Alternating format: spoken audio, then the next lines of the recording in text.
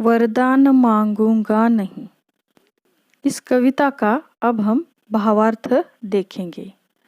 तो देखो, यह हार एक विराम है, जीवन महासंग्राम है। तिल तिल मिटूंगा पर दया की भीख मैं लूंगा नहीं। वरदान मांगूंगा नहीं, वरदान मांगूंगा नहीं।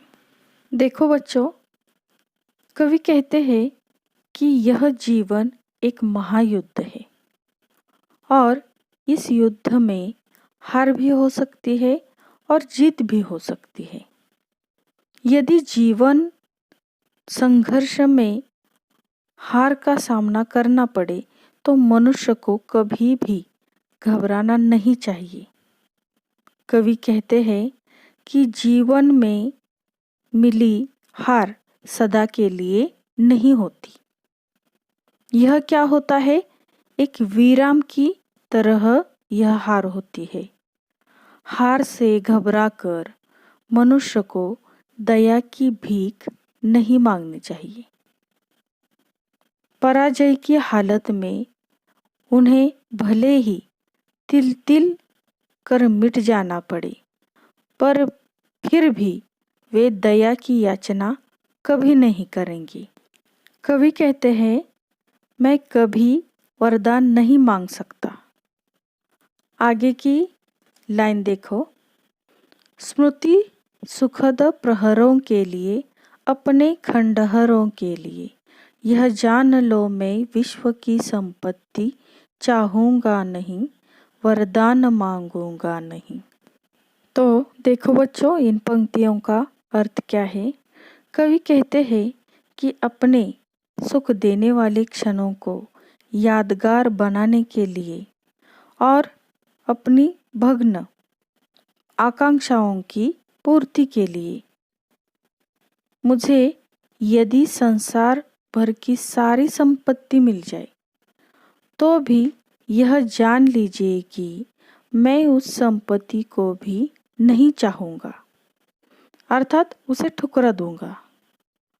और वे कहते हैं कि मैं वरदान कभी नहीं मांग सकता। आगे की लाइन देखो। क्या हार में क्या जीत में, किंचित नहीं भयभीत में। संघर्ष पथ पर जो मिले, यह भी सही वह भी सही, वरदान मांगूंगा नहीं, वरदान मांगूंगा नहीं। तो देखो बच्चों, कवि कहते हैं मेरे लिए हार जीत कोई मायने नहीं रखती। वे कहते हैं कि मुझे हार का सामना करना पड़े या मेरी जीत हो, मुझे इसकी कोई चिंता नहीं है और मैं इससे थोड़ा भी नहीं डरता। हाँ, संघर्ष करते हुए मुझे हार मिले या जीत, उसे मैं सहर्ष स्वीकार करूँगा। पर मैं किसी की कृपा का आकांक्षी नहीं हूँ, कभी किसी से कोई वरदान नहीं मांग सकता। यही इन पंक्तियों का अर्थ है। आगे की लाइन देखो। लघुता न अब मेरी छुओ, तुम ही महान बने रहो। अपने हृदय की वेदना मैं व्यर्थ त्यागूंगा नहीं, वरदान मांगूंगा नहीं, वरदान मांगूंगा नहीं। तो देखो बच्चों, कवि कहते हैं मैं छोटा हूँ तो इसकी मुझे कोई चिंता नहीं है। हाँ, मेरे इस छोटेपन का तुम उपहास मत उड़ाना। तुम अपने आप को महान समझते हो तो समझते रहो। अगर मुझे पीड़ा हो रही है, तकलीफ हो रही है तो होने दो। मैं अपनी तकलीफ के बदले किसी से कुछ पाने की इच्छा नहीं रखता हूँ, यह संभव नहीं है।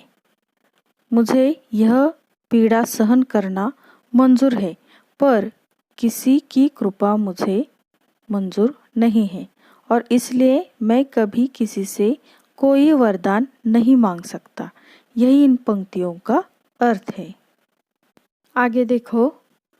चाहे हृदय को ताप दो, चाहे मुझे अभिशाप दो, कुछ भी करो कर्तव्य पथ से, किंतु भागूंगा नहीं। वरदान मांगूंगा नहीं, वरदान मांगूंगा नहीं।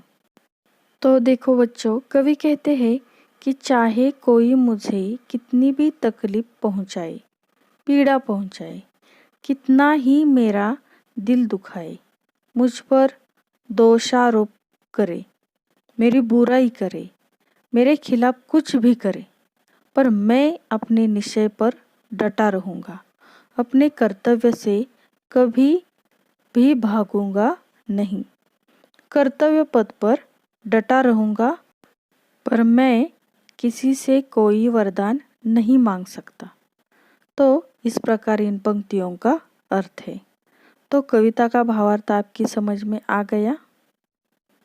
तो अब हम इस कविता का स्वाध्याय देखेंगे, जो आपको नोटबुक तथा वर्कबुक में लिखना है। All the best. Thank you.